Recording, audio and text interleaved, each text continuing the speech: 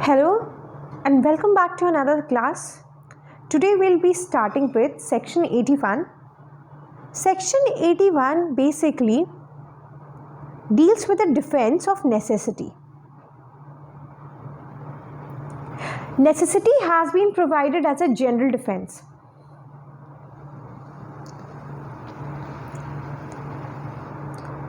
So now let's start and let's see what are the essentials of section 81.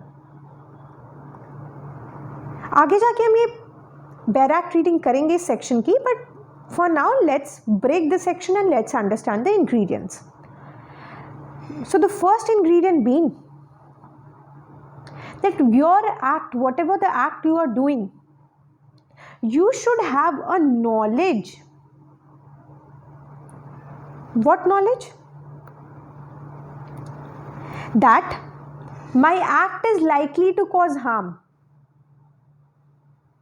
So you should have a knowledge that your act is likely to cause harm.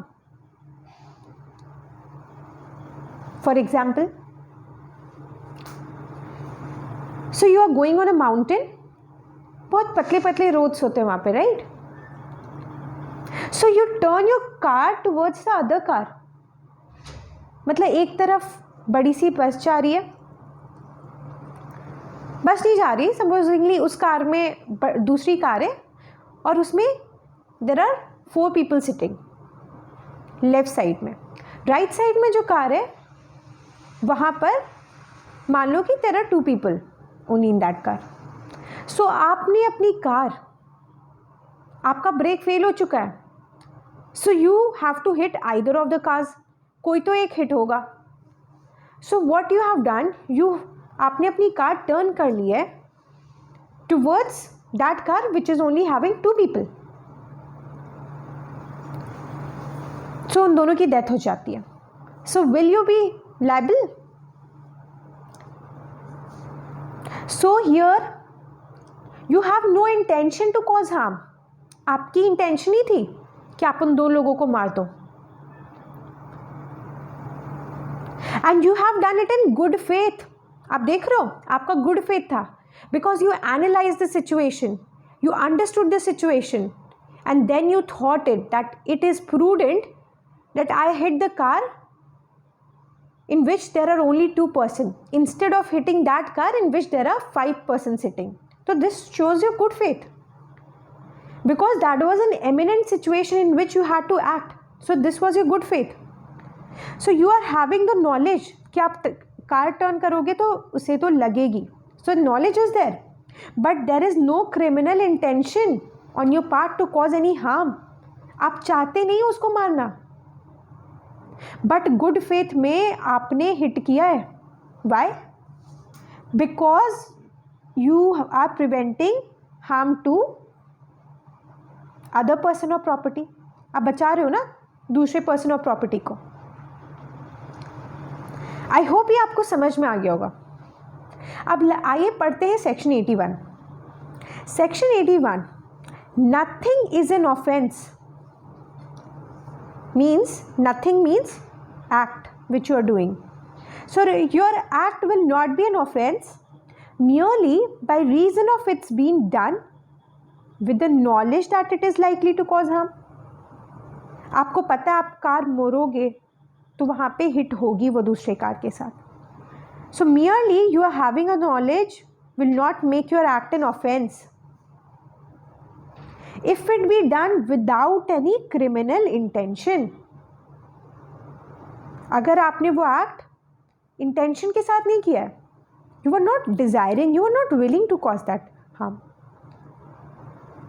but you were having the knowledge and you have done it in good faith for the purpose of avoiding or preventing other harm to person or property. I hope ये हमने पिछले slide में देख लिया था. Now let's understand the explanation. What does the explanation is saying? It is saying that it is a question of fact whether the harm to be prevented or avoided was of such a nature and so eminent. यहाँ पे ध्यान दो words पे.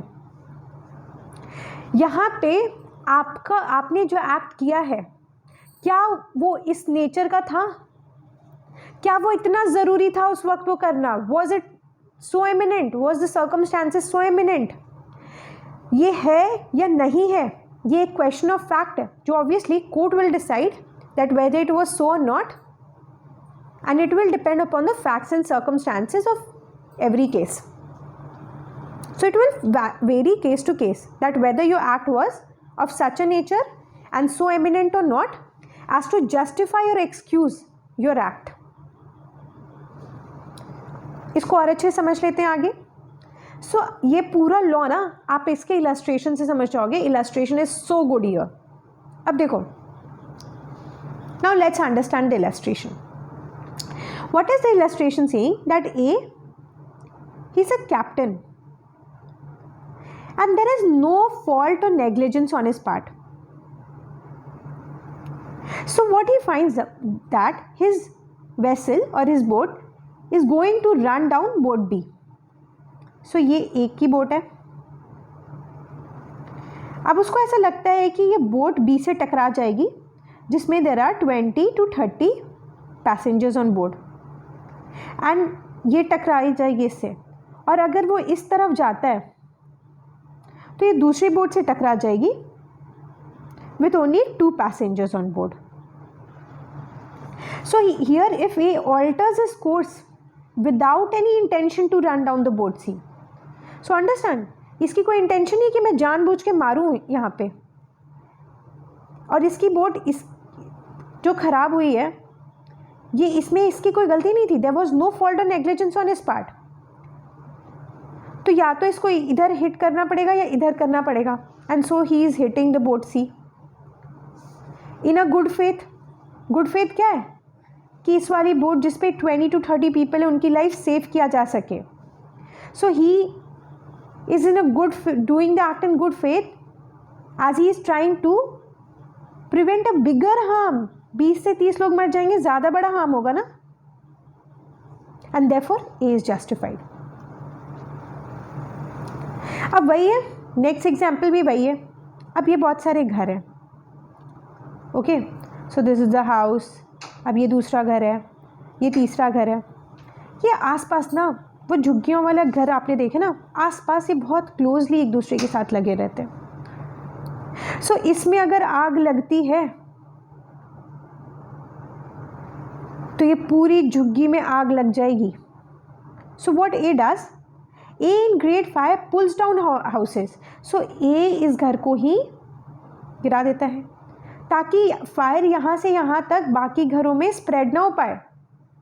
सो what A is trying to do, he is trying to prevent a greater harm from happening, and henceforth he will be given the defense of necessity. अब ये देखो what is necessity कौन से मैक्सिम्स पे based है. So the first maxim been quod necessitatis non habet legem, which means necessity knows no law. So when there is a eminent situation, तो वहाँ पे कोई लॉ काम नहीं करता.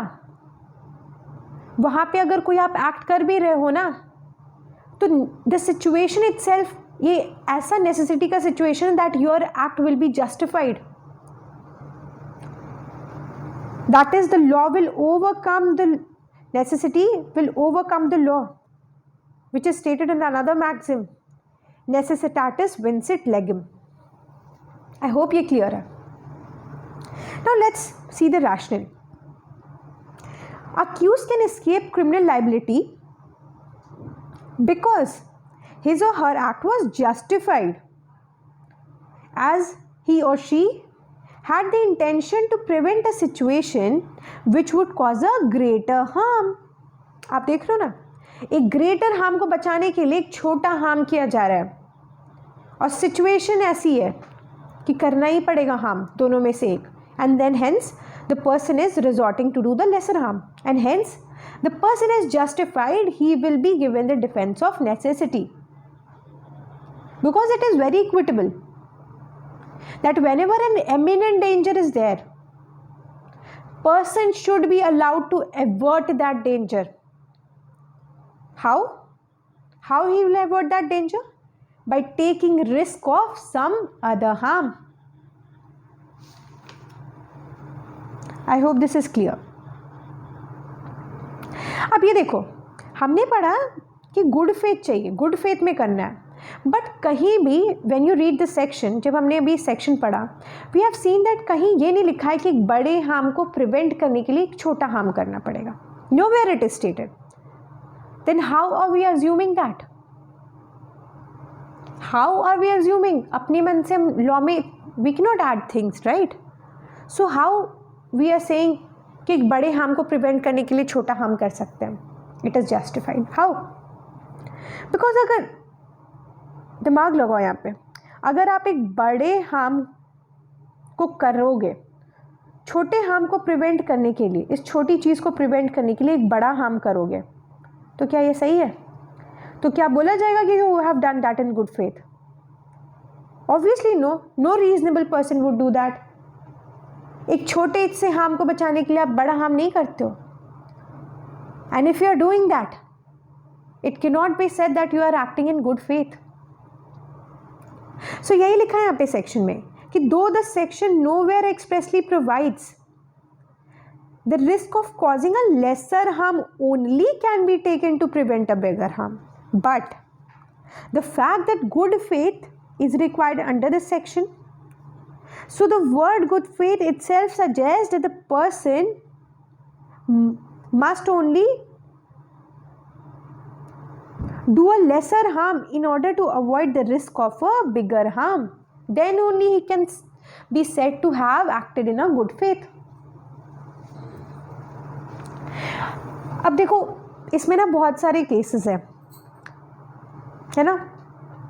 One major landmark case which is almost asked in every exams which you give, इसी पे ना, इसमें एक डॉक्ट्रिन आई थी, the doctrine of self preservation.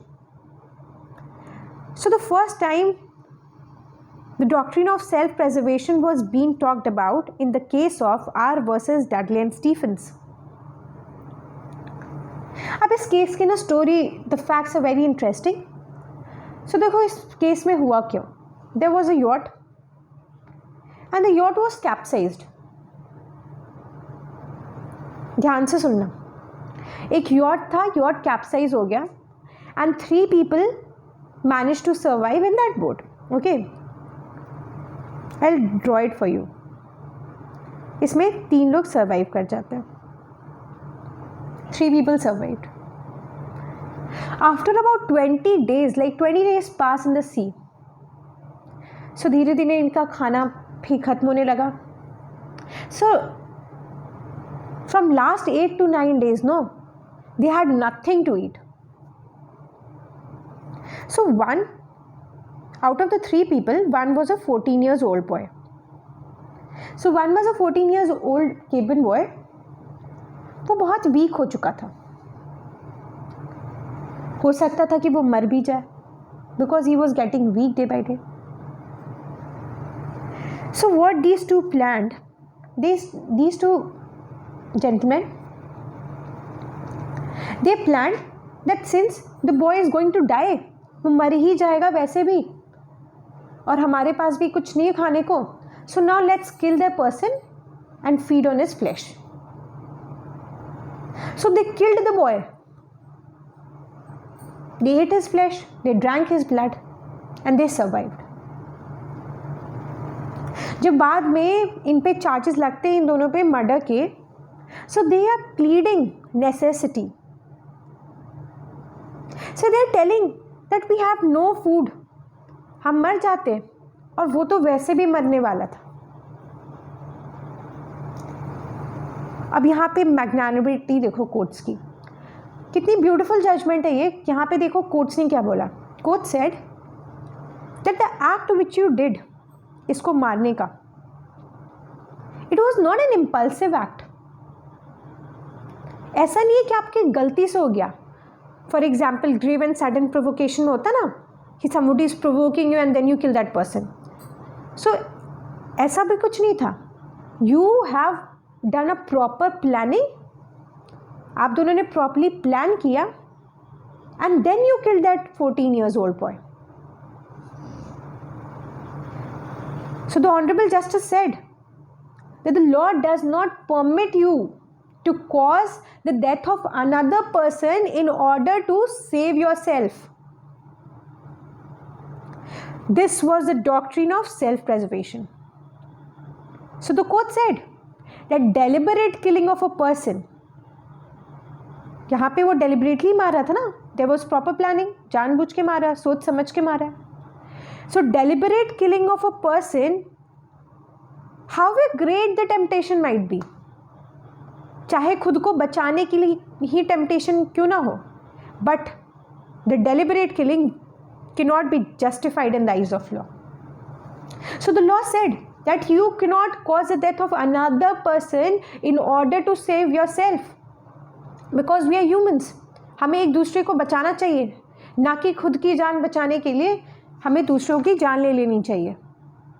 So no man has a right to take another's life to preserve his own life unless इसका भी एक एक्सेप्शन है, unless कि वो प्राइवेट डिफेंस में किया गया हो.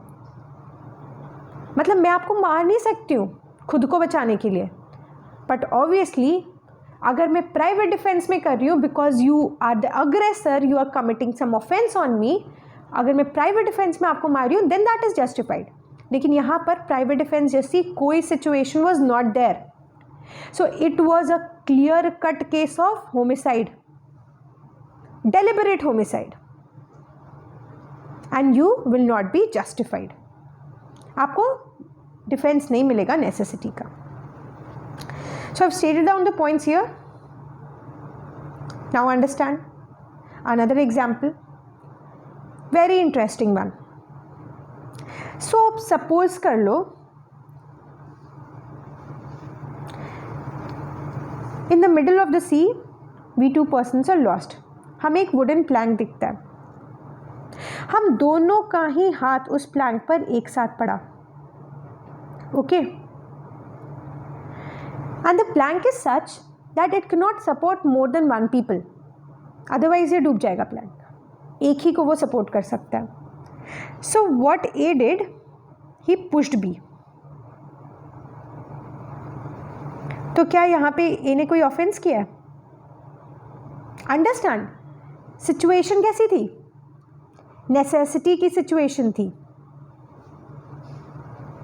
तो he is doing it in good faith, वो अपने आप को बचाने के लिए कर रहा है. He is pushing B in order to save himself, but he is not having a intention to kill B. इसके इंटेंशन नहीं है कि मैं बी को मार दूं, rather it can be said that he is leaving B to his own destiny, कि तुम अपना देख लो. बिकॉज इस प्लैंक पे एक ही इंसान चढ़ सकता है, दोनों नहीं. ओके, सो हियर ए को नॉलेज है कि मे बी बी डूब जाएगा अगर मैं इसको ढकेल देता हूं तो, लेकिन ए की कोई इंटेंशन नहीं है और ए ने गुड फेथ में किया है. ओके, लेकिन अगर वही एग्जाम्पल ले लो कि ए इस प्लैंक पे बी इस प्लैंक पे पहले से खड़ा था. ओके, सपोजिंगली बी इस प्लैंक पे पहले से खड़ा था, तब ए आके इसको ढकेल देता है और गिरा देता है. अब यहाँ पे समझो, A can see know that वो प्लैंक पहले से प्री ऑक्यूपाइड है and the plank can not support more than one person and it is also preoccupied. फिर भी आकर अगर he is pushing B, then that clearly shows his intention कि मैं बी को मार दूं, मतलब बी मर जाए, मैं उसका ढकेल दूंगा तो वो मर जाएगा. सो यहाँ पे ए को डिफेंस नहीं मिलेगा, या A will be held liable. Okay, so I have written here he did not push B to kill him. पहली वाली सिचुएशन में जहाँ पे दोनों ने साथ में पकड़ा उस प्लैंक को, तो उसने उसको पुश कर दिया because the plank could not have supported both of them. The plank could have supported only one person. So he did not push B to kill him. Rather, it can be said that he left B to his own destiny. Because in that extreme, imminent situation, it cannot be expected that one gives his own life for the other. जैसे कि law बोलता है ना, the doctrine of self preservation says you can not cause the death of other person in order to save yourself. Similarly आप अपनी भी जान नहीं देने की, मतलब लॉ सेज आपको अपनी जान भी दाव पे लगाने की ज़रूरत नहीं है दूसरों को बचाने के लिए. ओके जैसे आप किसी की डेथ नहीं कॉज कर सकते खुद को बचाने के लिए, वैसे ही आपको अपनी ज़िंदगी भी दूसरों को सौंपने की ज़रूरत नहीं है in order to save them. So the only choice he had was to push B, otherwise वो भी मर जाता वहाँ पे. Therefore he would get the defence of necessity. If the law does not allow a person to kill someone else to protect oneself, then at the same time, law does not expect a person to kill himself in order to protect that other person. Now, एक बहुत interesting case. अब देखते हैं case of emperor versus Dhanyadaji. It is an 1868 case. So what happened in this case was, the accused, उसके पास ना एक पेड़ हुआ करती थी टॉडी की, बार बार उससे टॉडी कोई स्टील कर लेता था. So he was wanting he was wanting कि मैं पकड़ पाऊँ कि चोर कौन है. What he did was he put poison in the toddy pot. Poison डाल दिया, जहर डाल दिया उसमें. अब क्या है, उस चोर ने ना वो टॉडी एक सोल्जर को बेच दी. अब सोल्जर ने उसको खरीद लिया और सोल्जर सफ़र कर रहा है, मान लो उसकी डेथ हो गई या फिर कोई भी उसको इंजरी होगी. तो अब यहाँ पर जब जिनकी वो टॉडी का पेड़ था उन पे चार्ज लगाया गया, तो he is pleading the defence of necessity. But the law said here that the man cannot intentionally commit a crime in order to avoid other greater harm. मतलब चोरी को प्रिवेंट करने के लिए आप इंटेंशनली दूसरा क्राइम नहीं कर सकते, which is what crime the man is doing? 328 IPC, which is causing hurt by means of poison. तो आप एक अदर हार्म को प्रिवेंट करने के लिए जानबूझकर खुद इंटेंशनली दूसरा क्राइम नहीं कर सकते हो. अंडरस्टैंड? मतलब when you are in that eminent situation, तब आपके सामने आती है and then you do that act, then you are justified, तो आपको डिफेंस मिल जाएगा. But you are intentionally doing something, ऐसी कोई सिचुएशन भी नहीं है eminent, but you are intentionally doing something, तो वहाँ पे law will not provide you the defence. अब देखो, इसके पास अदर तरीके भी तो थे चोर को पकड़ने की. Nothing can justify that he put poison in the toddy pot, right? So he'll be liable for the offense under section 328. Similarly, अब एक dying person है. So the person says कि मैंने खाना चोरी तो किया था, but I was starving since days and I would have died अगर मैंने loaf of bread नहीं चुराया होता तो. So please give me the defense of necessity. It was a necessitous situation. क्या दोगे आप डिफेंस? नहीं दोगे. Why? भले ही उसकी सिचुएशन बहुत दयनीय क्यों ना हो, बट लॉ पिटीफुल नहीं होता. लॉ ये नहीं दिखता, लॉ पिटी नहीं करता किसी पे. Law sees that whether act has been done by you and done intentionally or not. तो उसने खाना चुराया है, intentionally चुराया है. So there was no situation कि हम उस पर नई चार्जेस लगाएं and hence he will be guilty of theft. लेकिन हाँ, जस्टिस तो करना पड़ेगा. And here this situation, जब पनिशमेंट का टाइम आता है, when we have to decide the sentencing, so then you can plead it as a mitigating factor. तो थोड़ा आपका सेंटेंस रिड्यूस हो सकता है ना, if you plead it as a mitigating factor.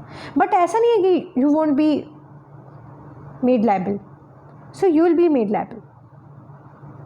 So this was the necessity. अगर आपको और डिफरेंसेस भी पढ़ने नेसेसिटी और प्राइवेट डिफेंस में, necessity in accident, it will be covered in another lecture. Thank you for today's lecture. See you on another day.